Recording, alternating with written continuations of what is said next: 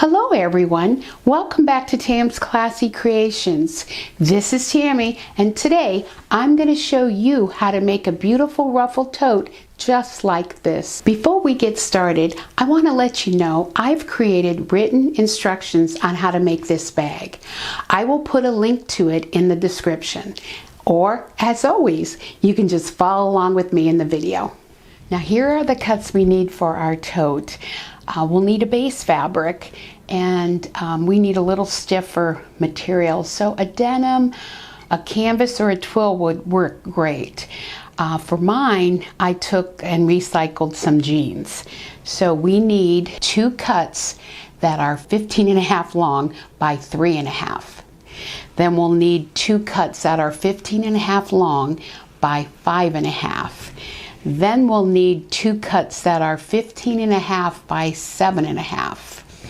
And that will be the base. Now we'll need to cut a piece of Peltex for this. I'm using one-sided fusible. And we'll need to cut this 3.5 inches wide by 11.5. For the ruffles, we're going to use cotton for the rest. But we'll need to cut 4 ruffles. And we'll need to cut them with the fabric. So your fabric is folded in half with the selvages together at the bottom. Now we will cut 4 of these that are 4.5 inches wide. The same thing with our flower. We'll cut 1 with the fabric that is 2.5 inches wide. Then for our lining, we'll need 2 pieces that are cut 15.5 inch square. For our handles, I'm using the cotton. You can also use your base fabric, and I'm cutting that with the fabric.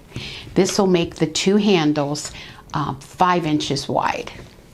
And since I'm using the cotton, I also cut a piece of SF101 to iron on that to give it some stability. Now there is another option I've done on a few totes, and that is to use a waistband.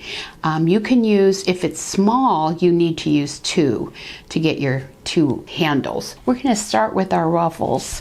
First thing I like to do is cut off that selvage edge. We need to hem one edge and ruffle the other. So on one edge of our 4.5 inch wide pieces, we're going to fold up about 1/2 inch and press it. Then we're going to unfold, fold to that line, and then fold that line back. And we'll take that to the ironing board and press that in. And then we're going to stitch really close to the edge. And we'll back tack in the beginning and end, and that'll give us a nice hem for the ruffles. The other edge we need to ruffle. Now to ruffle, you need to put your machine stitch on the longest it'll go. Mine will go a 5, and then we need to loosen the tension. I usually put mine on about 1.5, and we're going to run a 1/4 inch stitch all the way down that raw edge. Now I like to back tack at the beginning, and then I like to leave a tail at the end. You need that so you can ruffle it. What you need to do is start pulling and ruffling that. So you want to continue doing this until they measure about 15.5 inches. And then you need to do that to all 4 of the ruffles. Now we need to grab our 7.5 inch wide pieces of base and 2 of our ruffles. Now with right sides up on our ruffle also, we need to pin this to the top edge. And we can even out the ruffles as we go. So we need to do this to the other one. Now we need to take this to the sewing machine, and we need to stitch a 1/4 inch seam from the raw edge, and we need to back tack at the beginning and end. Now we need to grab those 3.5 inch wide pieces, and we're going to do the same. We're going to grab our other 2 ruffles, and we are going to pin a ruffle to the top of each of these pieces.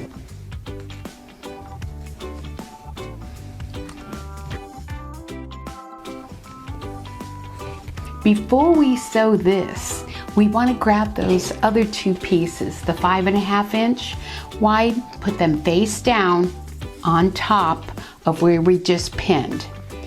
And I'm going to use some clips. We want to sandwich that ruffle in between the two layers of base. Then we're going to take them, after we do them both, to the sewing machine and stitch a 1/4 inch seam, back tacking at the beginning and end. So what we want to do is put these together. We're going to fold our ruffle down, and we're going to have the material, which the 3.5 inch wide piece of base face up, and we're going to put this ruffle that's attached to the 7.5 inch piece face down, and we're gonna clip this. So we're going to take this to the sewing machine, and we're going to do this to both of the pieces. We're going to stitch a 1/4 inch seam, back tacking at the beginning and end. Now we have a front and back. Before we put this bag together, we need to fix the ruffle because it's sticking into the seam. What we can do is pin it along that edge so it stays. When we're making a 1/4 inch, it will stay out of the way. So that pinning is just going to keep the ruffle from getting caught. When you do that to all the sides, then we want to put right sides together. So when we match everything up, we want to leave the top open. So we want to stitch a good 1/4 inch down here on this side and then across the bottom. We need to box the corners. We are going to cut a 1 3/4 inch square out of the bottom of the two corners of the bag.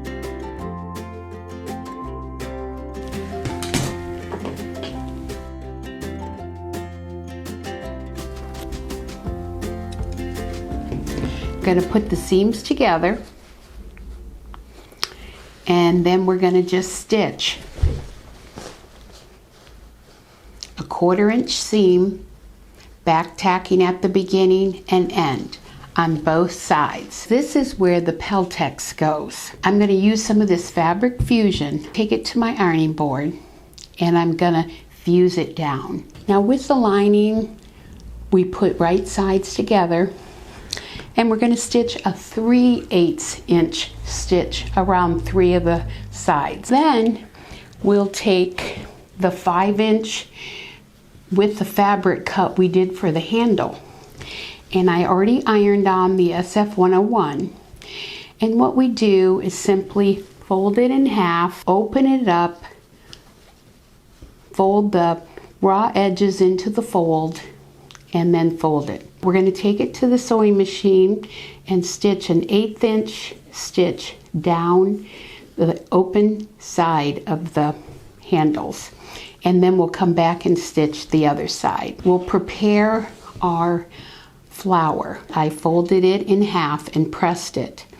Now I'm going to take it to the sewing machine, and I'm going to run that gathering stitch. Now we want to take our lining, the bottom two corners, and cut 1 3/4 inch square off them. So I will cut these squares out, and we're going to put right sides together just like we did to box the tote. We're going to make 20 inch handles. So I've cut my fabric down to 40 inches, and then I'm just going to cut it in half, and then I'll have my 2 handles. Now for the flower, what we're going to do is take our top thread in our bobbin, and we're just going to knot it. That way it'll stay when we're gluing it. Now that our Peltex is sticking really good on the bottom of the bag, we can turn it right side out. Now we want to make a mark 4 inches from the side seam, and we need to do this on the front and back.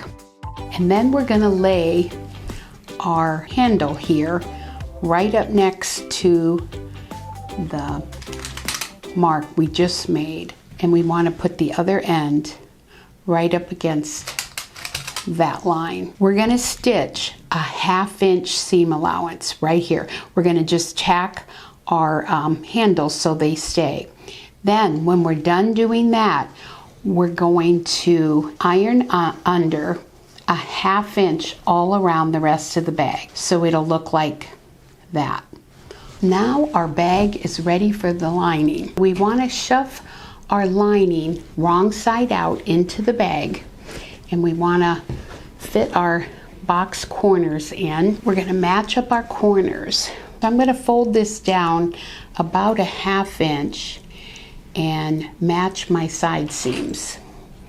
And we want these to be even. And we want to match our other seam. And we want to continue going around. We're going to take it to our sewing machine and we're going to stitch an 1/8 inch all around the bag. The last thing we need to do is glue the flower. So I like to use the glue gun because you don't have to hold it very long. So I just put a little bit of glue as I roll it. And that's what we're doing, we're rolling it. And what we want to do is have it even so it's flat on this side.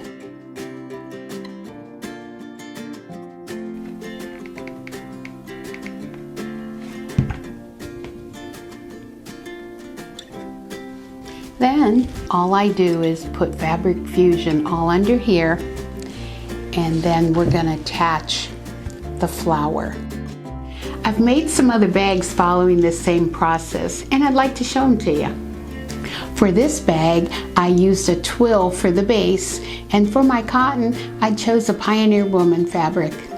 In this one, I recycled jeans, even using the waistband for the handles. That's all I have for you today. Thanks for watching. See you in the next video.